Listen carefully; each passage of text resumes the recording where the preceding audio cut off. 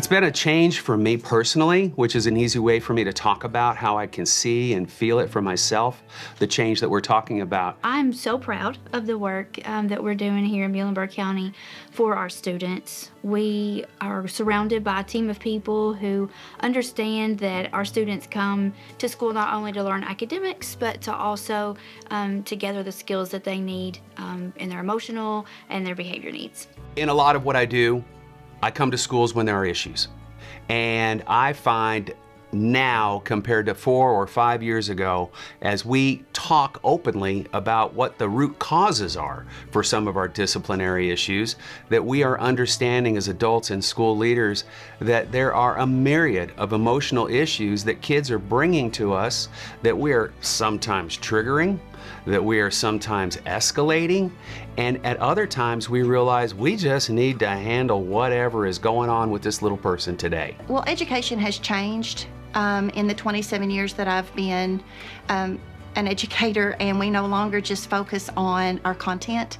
We have to focus on the whole child, and from making sure they receive dental services to shoes to a pat on the back. We have to be available for any need they have. I think you see our teachers and staff really focusing on mental health and paying attention to what the kids need. And there's a lot more to education and teaching other than instruction. And I think you see a shift in that, and just kind of meeting the kids where they are and just loving and caring on them, you know, like they need it. I think of everything on a connection-based level, and when I go in the schools, you think about making connections with students, but sometimes when you make those connections with those adults, it's like that trickle effect. Kiddos feel more comfortable to talk about their emotions and just having that relationship. I think at the middle school, our teachers are more aware of mental health needs, and they try to kind of be that go-between and try to handle it in the classroom, whether that's using the calming corners. Several of our teachers have the calming corners now, and that's something that we help them create. One thing that we realized that I see and we now try to focus on is that when we talk about learning for students, we know they have to be emotionally ready. And for me, I thought that used to be determining which kids were in panic mode or were in distress or were having a bad day, and trying to focus our resources through our counselors and other areas for those kids to help them make it through the day. I have completely changed how I understand the emotional needs of our kids and ourselves, to now knowing that we have to build resiliency in our kids. We have to allow them to make mistakes. We have to allow our adults to make mistakes. And when we can bring ourselves down to a point where no one's in trouble, and that we're all working together, and that learning is part of failing and vice versa, it completely changes what our kids see in the adults. I was a social studies teacher for 18 of those years, and I would try to help the students make contact between a historical character like George Washington and say, well, how do you think he felt when he was designing this, battle plan? Or how do you think he felt when his plan failed? Because they need to know that failure is part of everyone's life. And you would be surprised at how surprising that is for them to realize, oh, not every famous person or historical character has been 100% successful. And that really does go a long way in helping them have confidence, which is so hard at the middle level, and just feel free to make those connections with historical characters or fictional characters. We had a training where we talked about shifting our verbiage. For example, if you say that's such an attention-seeking kid, that has a very negative connotation. But if you say that's a relationship-seeking kid, well, come on in, hun. If you're looking for a relationship, if you're looking for a connection, anyone can do that. So just, even something as simple as changing the way you kind of phrase something.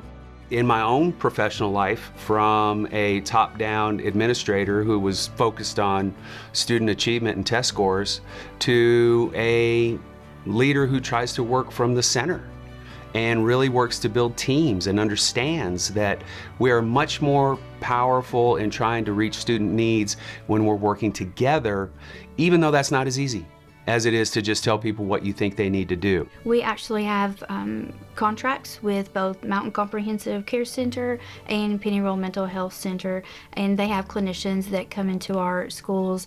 We have a clinician in all of our schools, so all 5 elementary, our middle school, our high school, and our alternate school. Muhlenberg County Schools, we work with a lot of different community organizations. We work closely with our court system.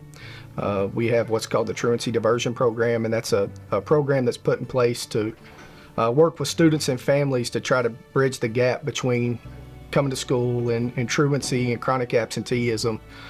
Community organizations, Pennyroyal, our court designated workers, our police officers, we all come together, and again we meet with the families and students and try to bridge that gap. So we have been very excited to implement zones of regulation.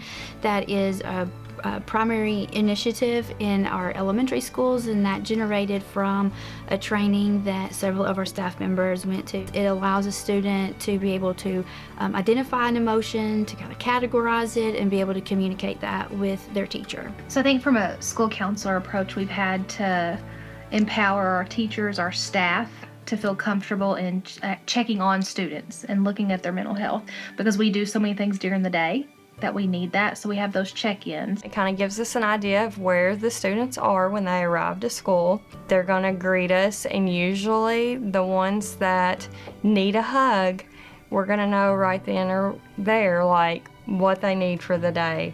Usually when they hug us, they're going to start telling us things. And not only that, it's a drop in their bucket. You know what I mean? We can have those positive drops all day, and if we start that as soon as they're walking in the building, we can build on it all day. At the high school, and I'm sure everywhere, we really try to not limit that to teachers. I mean, our janitorial staff, our cafeteria staff, our admin staff, like those check-ins happen from the second they walk in the door with our attendance secretary, and that has been a very beneficial thing at the high school.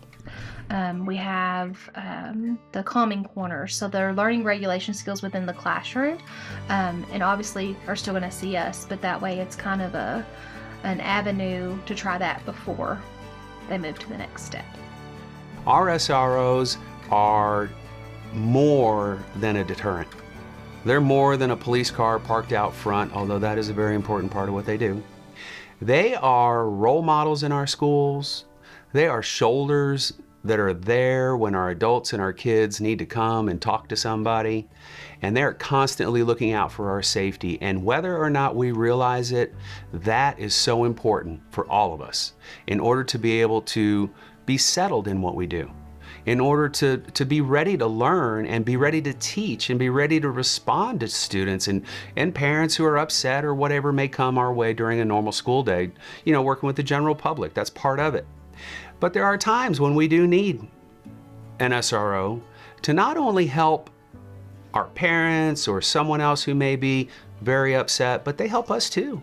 I mean, it's a two-way street. I don't know how well anyone is listening, but when someone comes at you and they're angry, you're going to have a natural response. And our SROs are highly trained at de-escalation techniques, and once we build relationships with them, they go to our principals and they help give them feedback on ways to handle situations better in the future, and at times to let them know you could have handled that a little stronger, which might have been what was necessary at the time. It is not unusual for our SROs to be nominated the most popular teacher in the school. So it's called the Stop Tip Line, and there's a button on our website, and so any student, any parent, or community member can go onto the website, select that tool, and then anonymously report situations or issues that need to be addressed. Those notifications go directly to the school and district leaders so that we can assign that alert to the school to evaluate.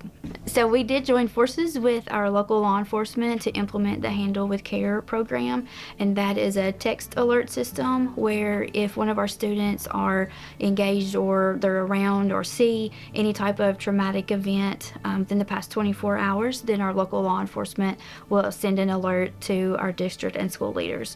That allows us to identify kids who have experienced trauma and then build the supports around them that they might need even as immediate as that next day at school. We do use this electronic system where it's monitoring student use on the computer. Anytime that a student would type in a word that may navigate towards self-harm or violence, then that generates an alert that is sent to us, and then we're able to quickly assess if we need to conduct a suicide threat assessment or a threat assessment that may lead to violence. You know, initially we started out of creating the calming corners or regulation stations for students, and then it was that shift of, well, staff needs something.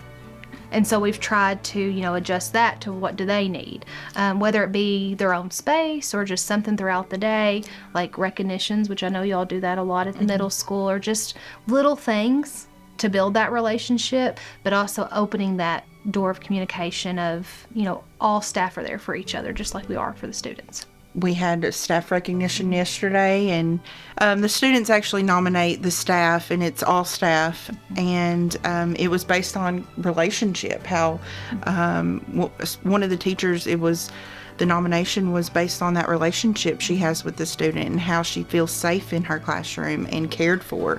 And then she went on to talk about, but she also teaches math really well. Right. But the first thing that she stated was how the teacher made her feel and the relationship she has with her. So I think that's huge. Yeah, I think there's a lot of things we do right in this county, but definitely building relationships with our students and then in between staff members, that's key. I think that's a special thing within the county.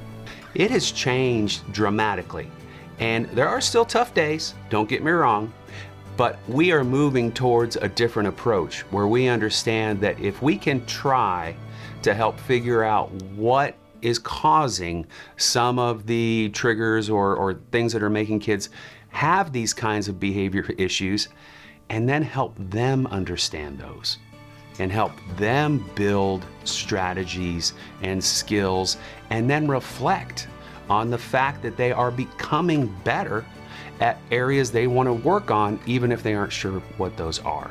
That's how we're trying to prepare kids, and that's how we're being better as a school and as a school system by doing that for each other as well.